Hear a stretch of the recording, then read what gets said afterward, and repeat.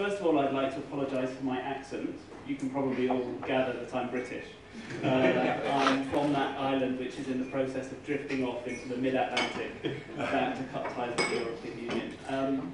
So apologies for that, I can do nothing about that. Indeed. But I want to say up front that, to my mind, criticising or identifying flaws with the operation of the European Arrest Warrant is not anti-European, it's not anti-EU.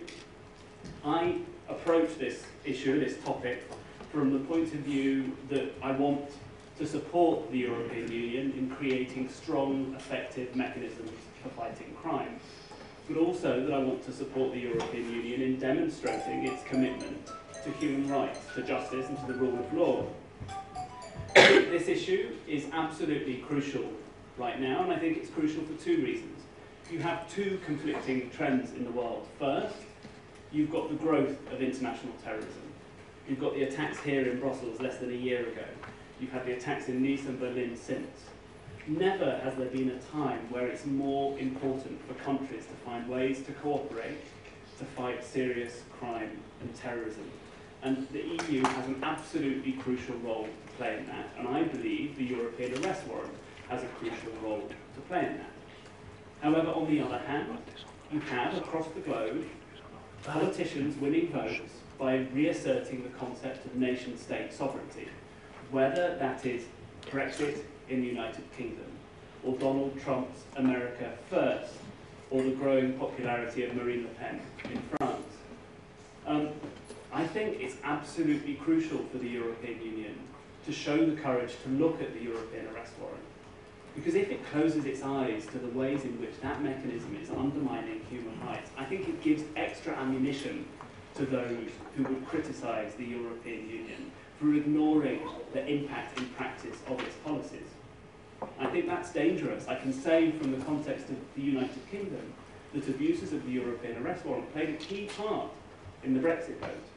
I think the European Union needs to focus on reform of the Arrest Warrant, not throwing it out, but it needs to focus on the reform of the Arrest Warrant for a couple of reasons. First, because it needs to reclaim that territory. It needs to demonstrate that it really does care about the impact of its policies on human beings.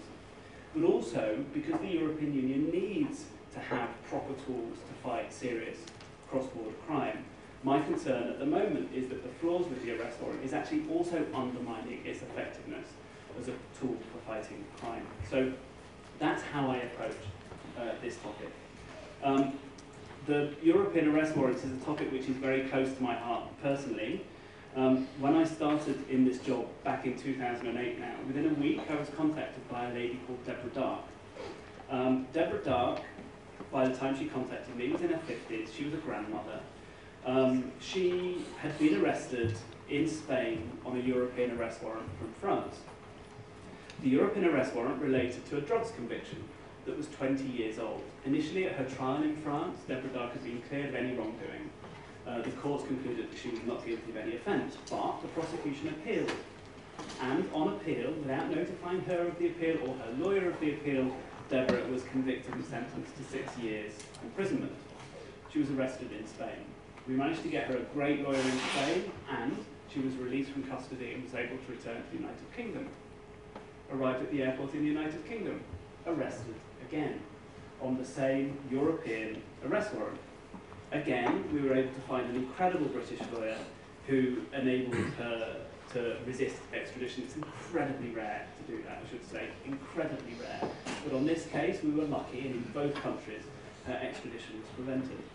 But now, as an EU citizen, with family in Spain and in France, she didn't have any free movement rights. She couldn't leave the United Kingdom, because every time she travelled, she faced the threat of extradition. That was the first case I saw, literally in my first week at work. But after that, countless cases started to come to our attention, and I'll talk through some of them. And we started a campaign, and there are some documents at the back of the room about this campaign, slightly dated-looking documents now. But the basic idea of the campaign, which we described as Justice in Europe, was twofold. We wanted to help the EU advance justice in Europe for every person accused of crime. We wanted the European Union to lead on making criminal justice systems fairer across the European Union. Alongside that, we wanted to help the European Union deal with the injustice that its own criminal cooperation mechanisms, and particularly the European Arrest Warrant, were causing. Those were the goals, and it seemed to me that those goals were perfectly reasonable objectives.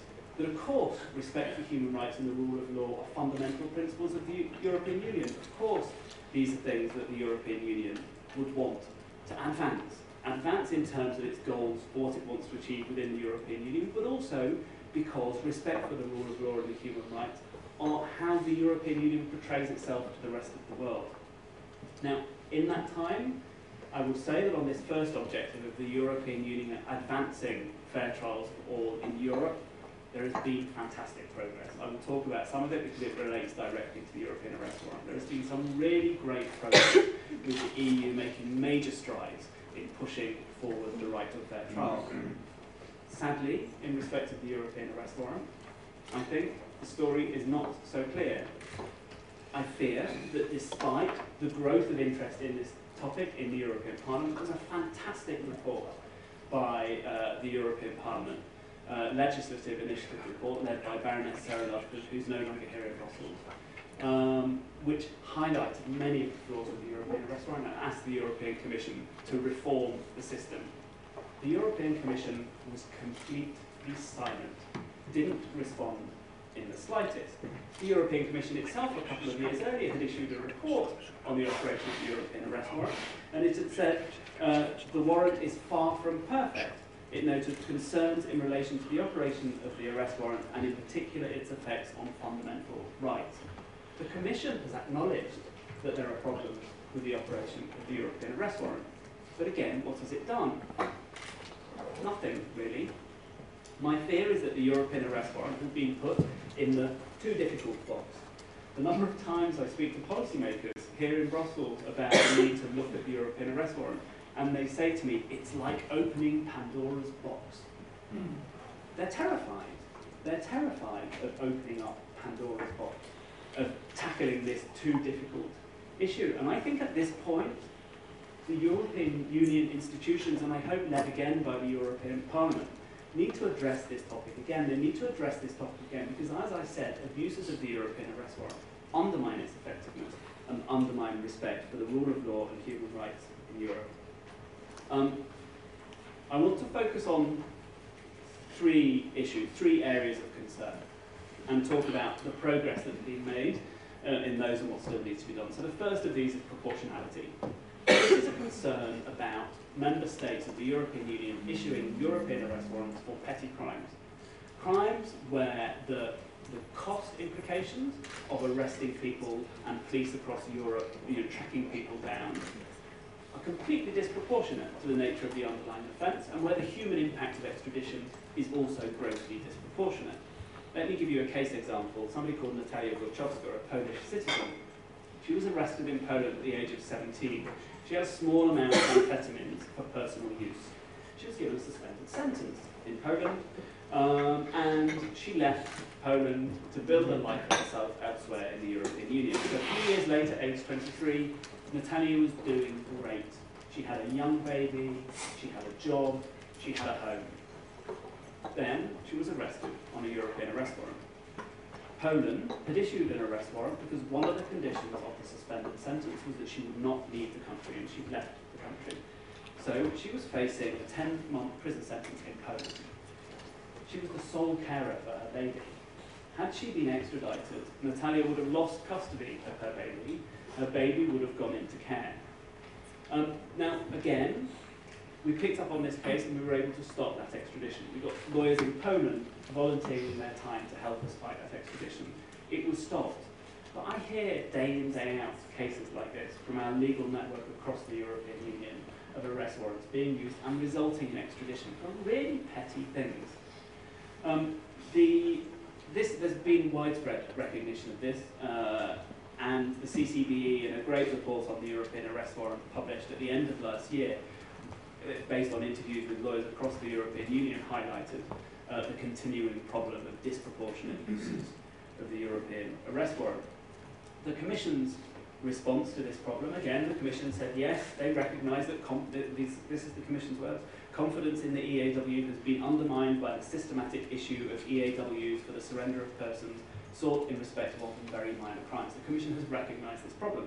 Its response revised the handbook that it hands out to countries to ask countries to exercise a proportionality test before surrender. Parliament went further. Parliament in 2014 said the legislation needs reforming to require a proportionality test as a matter of law before an arrest warrant is issued. We believe that that is absolutely key, that one of the things the Parliament should be pushing for is clear legal requirements to exercise a proportionality test. Because Europe's police should not be wasting their time on these petty crimes, and individuals should not have their lives turned upside down in this way for very minor crimes. So that's the first area. A very concrete proposal would require, in my view, a change to the framework decision. Second topic, more positive this one, access to a lawyer. So we all know that if we're arrested for a crime, that I think everybody in this room would quite like the ability to speak to a lawyer. Pretty uncontroversial. If you're arrested for extradition purposes, in fact what you really need to do is to speak to two lawyers. You need to speak to a lawyer in the country that is thinking about extraditing you, and you need to speak to a lawyer in the country that wants you, that's asking for your extradition. And we've been pushing really hard at fair trials for a right for people to have a lawyer in both of these countries. Concrete example of why this is necessary. Another case of ours, Edmund Arapi. Edmund was arrested in 2009 in the United Kingdom on the way back from a family holiday. He had been convicted in absentia in Italy of murder, and he was wanted to serve a 16-year prison sentence. Edmund hadn't been in fact he'd not left the United Kingdom between 2000 and 2006, and this murder had taken place in 2004. He didn't know the trial had taken place, he had no lawyer representing him, but he was convicted. The British courts initially said, fine, we're going to extradite you. Italy has asked very nicely, and we will say yes. Don't worry, Edmund, you'll be fine because Italy will give you a retrial.